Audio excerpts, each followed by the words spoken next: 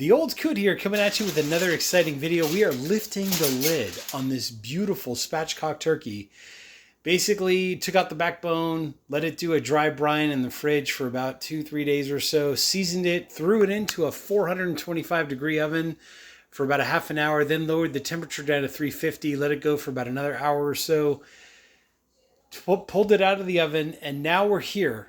This turkey has now rested for about 45 minutes. So I usually do the half rule, like however long it cooks, I let it rest for half that amount of time before I start carving and touching and doing whatever. Today, I'm going to be highlighting this beautiful Virginia Boys Kitchens cutting board. This thing is massive, 24 inches across, 18 inches high. Basically, you get 2 feet by 1.5 feet of cutting surface.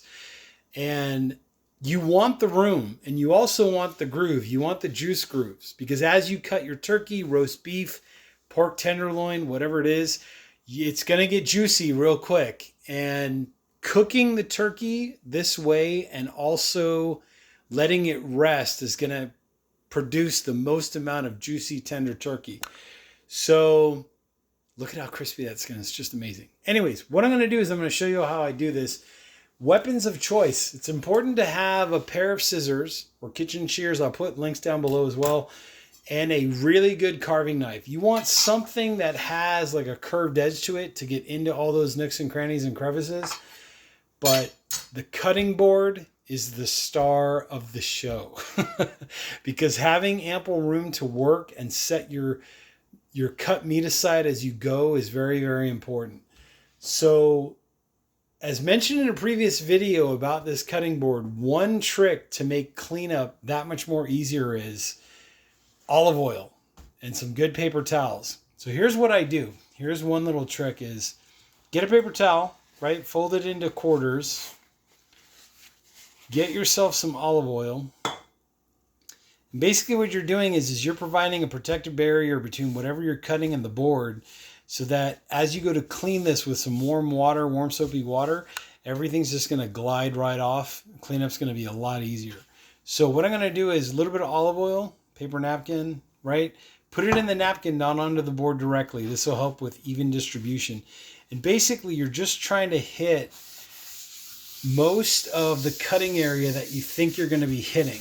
Right, so as I go ahead and just evenly disperse that was about a tablespoon of olive oil, I'd say. I'm basically just creating another layer or barrier to help with the cleanup process. And the smell of the turkey and the smell of the olive oil together is just fantastic. Okay, so now that I've done that, what I'm going to do is just fold it back over onto like the clean side, quote unquote. And I'm just going to give it a quick rub because I don't want to overdo it. I don't want too much olive oil on there. But you get the idea. Now the magic happens. So this was a 10-pound turkey, spatchcock turkey. We're just going to bring it over. And there's really no rhyme or reason to this. It should be cool enough to the touch after 45 minutes where you can just grab it. If you want to use 2 spatulas or 2, implements of destruction to kind of get your turkey onto the board, whatever floats your boat. I just grab it and go. So here we go. I'm going to pull. It's got some stickage here. There we go. So I'm just going to pull and go. Oi! Okay, and it still feels warm and good. See all this juiciness action going on here? Do not discard this. This is what I'm going to put my turkey back into so that it can reabsorb some of those juices and everything can get basically homogenized or copacetic with each other so that you get all that juiciness. So see all this? This is all gravy material. If you want to also make gravy, you can do that too. But basically this is like your drippings, your oil that you use to coat the turkey, or butter, or whatever you use to marinate. Anyways, you get the idea. So with that being said, paper towels are your friend, right? Use as many paper towels as you need to. Make sure, sorry about the shakiness, testing out a new camera system, but make sure that your hands are clean when you're going to be grabbing your knives and all that other kind of stuff. Let's try to pull first. That's always important, is just try to separate the major parts. So if we did this right, look at how easy that is to just pull apart, right? So we're going to pull this apart And then we're going to separate this. Just going to do a big pop and crunch and popping and crunching. Okay, and this is where you need your scissors. You could either use scissors or your carving knife, whatever floats your boat. But I want to try to get in that joint in there, right about there-ish or so. And, oh, let's see what we got here. Okay, perfect. Remember, this is a gruesome, grotesque process here. But there we go. Beautiful piece of thigh meat, cooked perfectly. Pink is okay. What you don't want to see is you don't want to see any red juices. As long as your juices are running clear, you're good to go. So basically, you could leave this as is, right? Serve this to your guests however you like to. Peel the skin back, leave the skin on, whatever you want to do. That's going to go into my pan. So we're going to reassemble it kind of the way we took it apart. Right, here's the thigh. Beautiful piece of thigh meat. I'm going to have to taste that. Absolutely moist. Look at that glistening, moist juiciness that is coming off of that thigh. Absolutely beautiful. That's going to go right there. Okay, same thing on the side. I'm going to take apart my other thigh. This should just pop right out. Boom, easy. Go ahead and separate this thigh. Look at how beautifully cooked that is right in there. We hit 165 internally, 166. Let the carryover cooking process happen when I took the turkey out and I tented it. But basically what I did there was I just let it sit for about 45 minutes.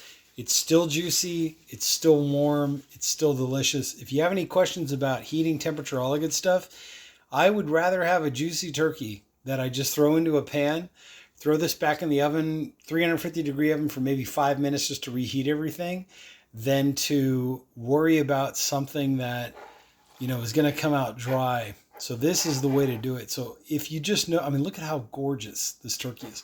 So what I want to do is go in there, find that joint again, and just kind of casually separate as I go. There's another, oh, there's another good pop. Boom. Like I said, pink is okay as long as your juices are running clear, right? So I'm going to put this one on this side. Got ourselves a little drumstick over here. Got ourselves another little piece of thigh right there. Okay, let's go to the wings. So wings, same process, right? You want to find that shoulder, which is about right there or so. Just give it a good pop and pull, and boom, it comes right off. You can serve this as is. You can take this piece off if you want to. Just pull and pry. Boom, there you go. Great soup material. So if you're making soup, this is perfect. Just throw this in the freezer, or you could use it right now. You could actually use it to make your gravy. That's a whole nother video for a whole nother day. But here's our wing. We're going to put that right over here in our little pan. Going to do the same thing over here. We're going to pop it at the shoulder joint. Right, just get in there, be aggressive. Like I said, paper towels are your friend. The phone rings. What do? You don't answer the phone. Just let it go. Let it go. Without the talking, I'd say I can probably rip this thing apart in about a couple minutes, but for the purposes of this video, I'm taking my time, just kind of explaining everything. But look at how all the juices are clear. That's very important that you have clear juices. If you don't have clear juices, throw your turkey back in the oven, 350 for about like 10 minutes or so, 5-10 minutes, just to completely cook it through. But look at how juicy, delicious that is. I mean, moist turkey. That skin is so crispy. I got to try this. Absolutely delicious. Okay. Again, you've got another little wingtip here, literally, that you can use for broth or whatever. We're just going to set that aside. So now here comes the business end of the whole production, right? If I turn this over, that's our juicy breast from the backside, right? The backside of water, backside of the chicken breast. Seasoned perfect. There's some parsley and stuff on there. I used a little bit of paprika to help with the browning color. So that kind of helped. So now what I want to do is I want to find my center line, right? And like I said, paper towels are your friend. So use as many paper towels as you need to.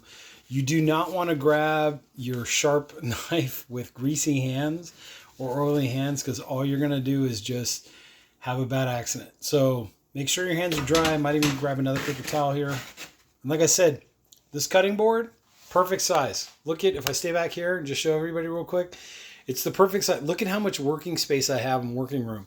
2 feet by 18 inches. And it's beautifully oiled and Used a little bit of, what is it, board butter on there, board wax, to kind of get it to this beautiful color. And remember that last little bit of olive oil at the end to just kind of coat the board so that it's easier to clean up. That's gold right there. That's liquid gold. So anyways, I found the middle of the turkey, right of the turkey breast. Now what I want to do is I want to find my center line and bone and then just cut down. Try to remove the whole breast is the goal, and then we're going to individually slice the breast as we go. So pretty relatively dry hands here. What I want to do is find the center line, and I'm feeling around for that bone, which is probably about right there. And there we go. So I'm in and down. And basically what I'm trying to do is I'm trying to curve the blade as I cut down the breast to completely separate it, as you can see here. We want to try to get this area up here as well. So this is where you could spin your bird around. And I think 10 pounds is like a perfect size. You could go 15 if you wanted to. You just have a little more work in the end, but it's no big deal. So we're just going to do this side. Make sure we come completely down. And this is where this curve on your carving knife really comes in handy. So we're going to come in and curve as we go, and basically just try to remove this as one entire piece. And look at how juicy that is. Oh my God. Okay, so I'm going to come in here and just make things easier. And there we go. Our breast is completely off. So juices, look at how perfectly cooked that turkey is. Isn't that just phenomenal? And if you look at all the juices right there that are squeezing out, that is clear running juices. That's what you want to see. And like I said, if you start doing this process and you notice that you're not getting clear running juices, take whatever you feel is not cooked, put it into the same tray that you cooked in, 350 degrees, 10 minutes. Hopefully that'll cook out the rest of your juices so that they run clear. As long as you see clear running juices, you're golden. Okay, so with this beautiful breast, what I'm going to do is I'm going to wipe my hands again. Like I said, paper towels are your friend. Use as many as you need to. Usually I go through at least 2 rolls during Thanksgiving preparation anyway. But my hands are relatively dry and clean again. So now what I want to do is I want to cut against the grain. So as this sat on the turkey, right? Whoops, was it this way? It was this way. No, wait, it was this way. Okay, so as this sat on the turkey, it was like this. Most of the muscle tissue is going to be running this way. So we want to cut, if all the fibers are running like this, you want to cut against those so that you get a more tender chew. As you bite into it, it just easily separates and melts in your mouth. So we want to cut it this way as we cut it. So as I'm going to lay this out now, you can use a little bit of an angle, make it look a little prettier. I like to leave the skin on and just basically slice, slice, slice, slice, slice, and slice again. And there you go. And here's this last little bit. So if we separate this out in the middle, turn this so you can all see. Now I'm starting to get more of that. Oh, just look at that. Look at that perfectly cooked turkey. I wish there was juice vision so you could actually see. I'm trying to hit different angles here so you can see how warm and juicy that is as I just cut into it. But basically all this goes back to the tray, right? You kind of get the idea with the other side of the breast, but basically just to keep this video short and sweet, what I'm going to do is take all of this and go straight to my guests, serve up dinner, and I'm good to go. If you wanted to make a gravy, what you could do is before you put everything in here, so let's say everything was back on your carving board, you could go ahead and make your gravy however you wanted to in the same pan. Then if you really want to go nuts, you could either put the turkey back into this pan, let the heat of the gravy warm your turkey through, right, to keep it hot. And then you could either bring it back onto the carving. I mean, look at this carving board. Look at how the star of the show right there. Look at how beautiful that carving board is. Why wouldn't you want to bring that to your table? See what I'm saying? And whatever juices are left over will drip down the side. But that way you've got your gravy on top of your turkey, or you can put your gravy in your turkey boat. There's so many different ways to do this. The star of the show here is the carving board itself. So great job to Virginia Boys Kitchens for putting out such a great product. If you've been following along with the videos, hit that like button, hit the subscribe button down there below. There's also links to this carving board down there, so make sure to check that out. And I'll try to put some other Virginia Boys Kitchens stuff down in the description section down there below. Anyways, if you like what you're seeing, hit that like button, hit the subscribe button. I will catch you on the next exciting video. This is going to be dinner, and I am starving, so away we go.